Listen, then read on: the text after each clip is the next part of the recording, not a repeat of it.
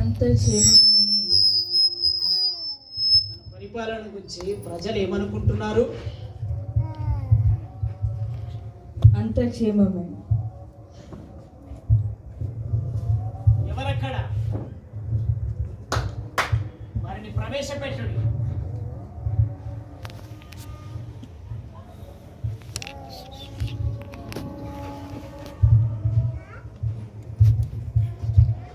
చిత్తం ప్రభు. ఎవరు మీరు?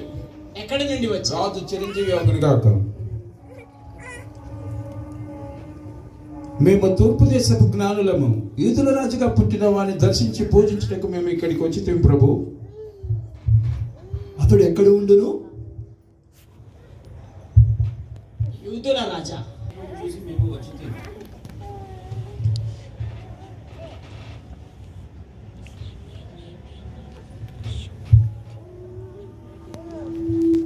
ఇది నిజమేనా? అవును ప్రభు.